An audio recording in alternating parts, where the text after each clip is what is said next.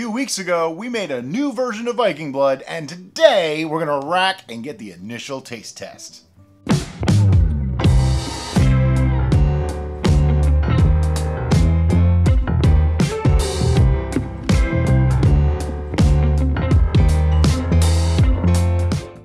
Hi, I'm Brian. I'm Derica, and you're watching City Steading. To learn to grow and brew, and to take control of your food, hit subscribe now. And don't forget to click the bell icon so YouTube can notify you when we have something new to share. We're back with Vikings Blood 2.0. Now, if you recall, the original Vikings Blood was made with whole cherries. They were frozen, mixed with honey, that sort of thing. This one is the juice version, and it was so much easier to make. But we are going to rack it today. We're going to give it a taste and see how it does. Okay, so first thing we want to do is we sanitized everything in the red bucket of sanitization. But we want to rack this. So what we're going to do, we're going to take our airlock out and stick that back in sanitizer. I'm going to point some stuff out here for those of you who might be new to brewing. As you may be able to see in this area, there's some brown icky stuff that congealed on there. You can probably see it from this side better. Some people have noticed that on their brews, and they're like, oh no, what did I do? That's completely normal. That is called a Croissant line. And what happens is when you have a fermentation, all those bubbles that come out that make you happy, and you see the bubbles go bloop, bloop, bloop. Well, they carry particles up with them, and they stick to the sides, and they dry out, and they create that Croissant line. So it's completely normal. Grab our auto siphon with the little cap on the end. Yeah. I know how to do this. Now, I always suggest putting it about halfway down when you start this, just so that you don't disturb too much of the lees. I can see a bunch of lees at the bottom. I know there's stuff in there. And she's just going to get that started. And now we rack. You may notice that we're racking from a narrow mouth fermenter into a wide mouth. There's a reason.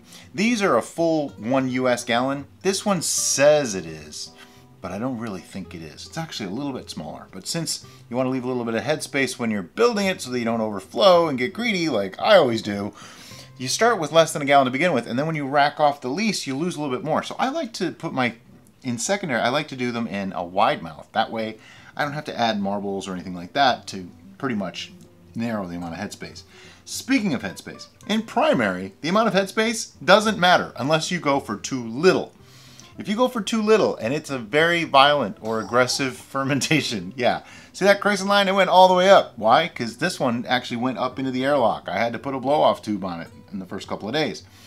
If you can actually put it all the way down to here if you wanted to, in primary fermentation, which is what this is. Now, once you rack that and you put it into secondary, you want as little headspace as possible. Here's the reason. In primary, the colony needs to build up by getting as much oxygen as it can. That's why you'll see me shaking the bejesus out of these jugs to get as much oxygen in as possible. But once alcohol is present, you do not want to tempt the acetobacters. So you don't want to leave too much because acetobacters make vinegar and they eat, well, consume oxygen and alcohol. So you see, when we first start, we want some oxygen in there, but that gets consumed and it's gone. And all that's left is CO2, alcohol, and, you know, some of the juices and other stuff. In here, it's not really producing anything. So you want to make sure that you don't leave too much oxygen contact with the liquid. Lots of people get confused with the terms of primary fermentation and secondary fermentation. Secondary fermentation really... almost a misnomer. Really isn't so much about fermentation. It's more about... clearing. Aging, clearing, and degassing. Yeah, exactly. Now, because we're putting this into secondary, I'm not too worried if we get a little bit of the lees in there. I don't want to get too much, because the whole point is to get it off the lees. But I don't mind if a little bit gets in there. As far as clarity goes, this one is, on a scale of 1 to 10, I'm going to say this is like maybe a 5. It's not super clear. It's a very dark brew to begin with. So it will have a little bit of an impenetrable look to it to begin with. But it actually came out fairly clear. After, let's see, we started this on the 5th, and today, or no, the 3rd. And today is the 28th. So this has actually been going for 25 days, coming up on 4 weeks or so. And Literally, I did nothing to it.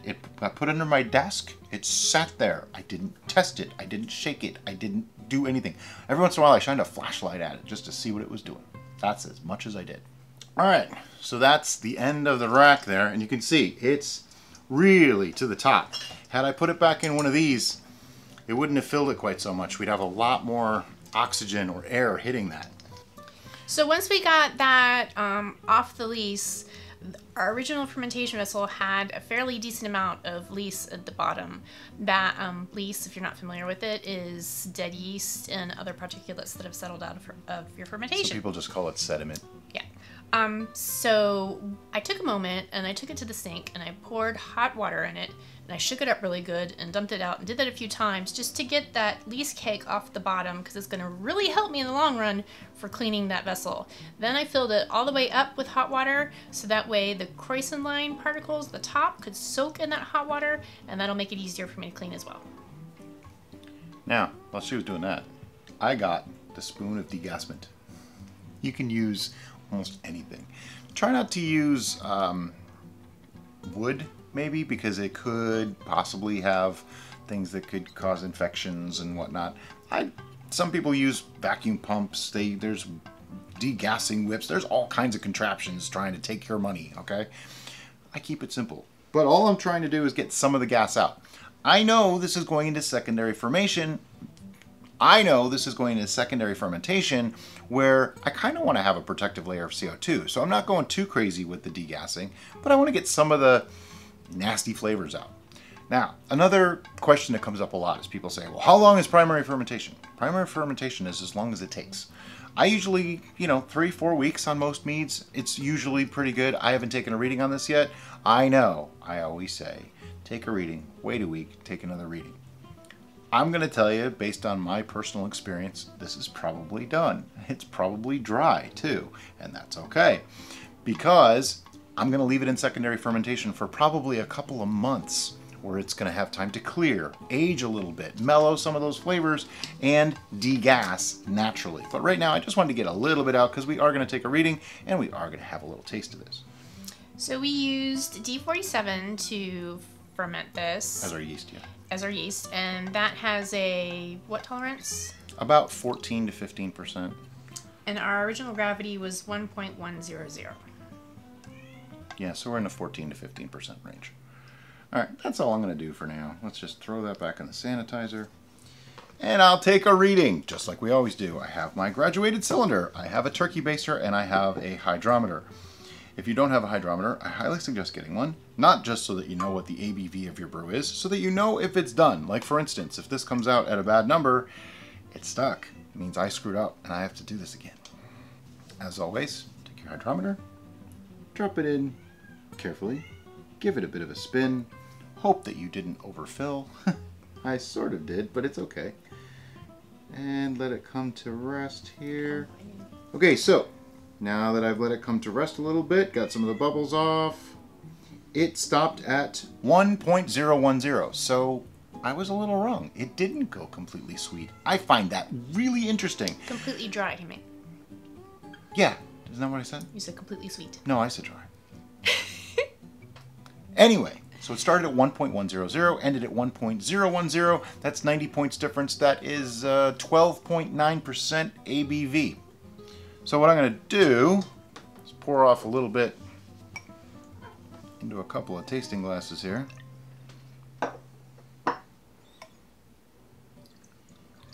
While I'm doing this, I'm going to pour this back in here very, very carefully. The idea is you don't want to disturb it too much because we don't want to oxygenate, just like we talked about before. Put that back in there if you would, please. I'm going to put the lid back on because we're doing a lot of talking. A lot of air can get in there. I don't want it. All right, so we got our airlock. You do have airlocks, right? And we filled it with sanitizer water. We've gotten a lot of questions recently about, can't you just put normal water in there? Well, you can. But sanitizer water is going to give you that added layer of protection because it's going to kill things that the regular water might not. Right. Bugs can swim through water, okay? They will get through a little bit of that water. This is acidified. It'll kill them. If you use a little bit of alcohol, and don't use rubbing alcohol, that's not edible, drinkable. It's really bad for you. Use vodka or some cheap scotch like Scoresby. That's what I use. Don't even know why I have it. But anyway, when you do that, it kills things that can try to get back in. Actual bugs, germs, bacteria, things like that are bad for your brews. You don't want them. As you can see, this is still off-gassing from the agitation because it's actually, you can see this level going down and that level going up. That's pretty much how it works. Pressure goes up here, goes down here, and up this side. So this side will go empty eventually, and this side will stay full when we have actual positive pressure. Yep. But for now, let's see, are these... Oh, wow, look at that. I poured it exactly the same.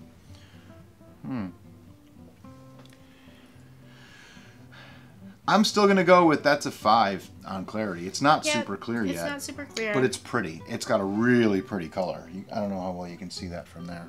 But yeah, that's got a super pretty color. Yep. I do smell a little bit of the sulfur note. Yep.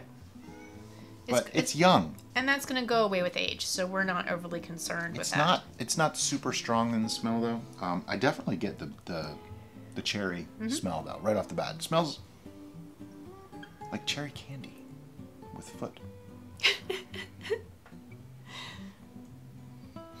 This smells better than the original Viking Blood did at this stage. Yes. I will say that.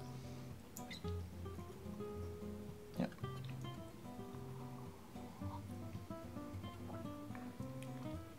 It tastes a lot better than the original Viking Blood did at this stage, too. I'm getting that acidic, tannic note. We did put in the lemon peel and black tea. Yeah. And this one that we did not put in the original Vikings Blood, and that's because the cherry skins and all that kind of stuff would add that. We also I felt used, it needed more. Orange blossom honey, which may add a citrus floral note as well. This is not nearly as tart as the original Viking Blood, but it doesn't have the cough syrup flavor either. No. It's actually pleasant. I think with some age, this will be really, really nice. And keep in mind, this is just 4 weeks old, and it's actually quite drinkable. At this point, once you get past the smell, because the smell kind of bothers me, but flavor-wise, definitely as you keep drinking it, you get accustomed to the weirdness of the smell.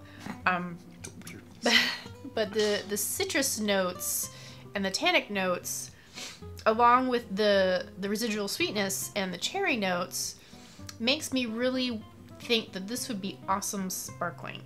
Yeah. If this was carbonated right now, as it is, cold and carbonated,